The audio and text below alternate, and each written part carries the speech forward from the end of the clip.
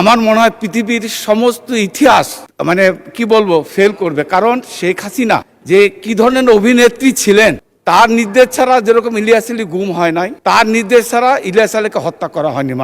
মাননীয় speaker sir, আমি আপনার মাধ্যমে দৃষ্টি আকর্ষণ করছি, আজকে প্রত্যেকটা পত্রিকায় লিড নিউজ, মানবজমিন, প্রথম আলো থেকে শুরু করে প্রত্যেকটা পত্রিকায় ইলিয়াস আলী গুম নিয়ে বিস্ফোরক তথ্য।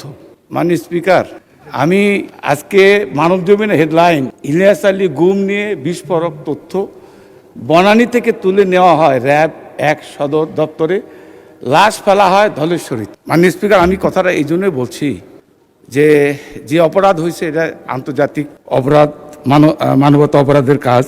তো আমি আপনার দৃষ্টি আকর্ষণ করছি এই জন্যই, আপনি জানেন ইলিয়াস আলী আপনার সহকর্মী ছিল, আমার বন্ধু ছিল, তার সাথে অনেক স্মৃতি জড়িত। আজকে যদি ইলিয়াস বেঁচে থাকতো, এখানে যারা আমরা এমপি বা সংসদ সদস্য, আমরা সবাই কিন্তু একসঙ্গেই এই পার্লামেন্টে থাকতাম। মাননীয় স্পিকার, তো আমরা পত্রিকার মাধ্যমে যেটুকু জেনেছি, 2012 সালের 17ই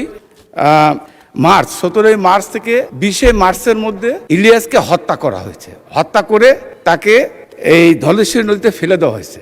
মাননীয় স্পিকার, আমার প্রশ্ন হচ্ছে ওই জায়গায় যে কত মানুষ নিষ্ঠুর হলে এই কাজটা করতে পারে। আমার মনে হয় পৃথিবীর সমস্ত ইতিহাস মানে কি বলবো ফেল করবে। কারণ শেখ হাসিনা যে কি ধরনের অভিনেত্রী ছিলেন, তার নির্দেশ ছাড়া যেরকম ইলিয়াস আলী গুম হয় নাই, তার নির্দেশ ছাড়া ইলিয়াস আলীকে হত্যা করা হয়নি। মাননীয় স্পিকার, শেষ করেন। 21 তারিখে তার স্ত্রী এই পার্লামেন্টে অবস্থান বসা, দয়া করে বসুন। আমি মাননীয় স্পিকার শেষ করে দেবো। তার শিশু সন্তান তার সঙ্গে দেখা করতে গিয়েছে, তাদেরকে সে আশ্বস্ত করেছে যে ইলিয়াসকে খুব তাড়াতাড়ি ফেরত পাঠানোর ব্যবস্থা করবে। মাননীয় স্পিকার, আমি এই কথাটা এই জন্য বলতে চাই। Thank you. আমি যেটা বলতে চাচ্ছি মাননীয় স্পিকার, শেষ কথা হচ্ছে এটাই, আজকে যদি আমরা কোরআন শরীফের মাধ্যমে যেটুকু জানি, ফেরাউন নমরুদের স্বৈর শাসনের যে ইতিহাস আমরা কোরআন শরীফের মাধ্যমে জানি, কারণ 5000 বছর 6000 বছর আগের ইতিহাস। ধন্যবাদ। এবং আমি মনে করি মাননীয় স্পিকার, বিষয়টি অত্যন্ত গুরুত্বপূর্ণ, হৃদয় বিদারক, সারা দেশের অত্যন্ত বহুল আলোচিত একটি বিষয়।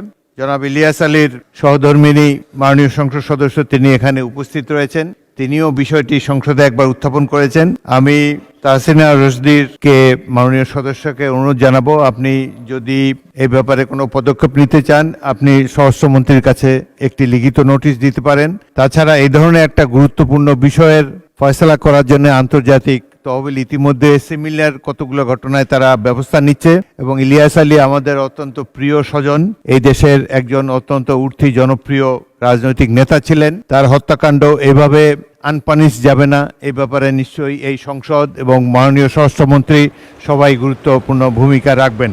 ধন্যবাদ মাননীয় সদস্যবৃন্দ।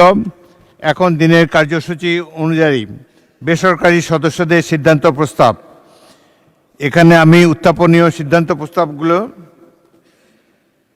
মাননীয় চিফ হুইপ এই ব্যাপারে বলবেন।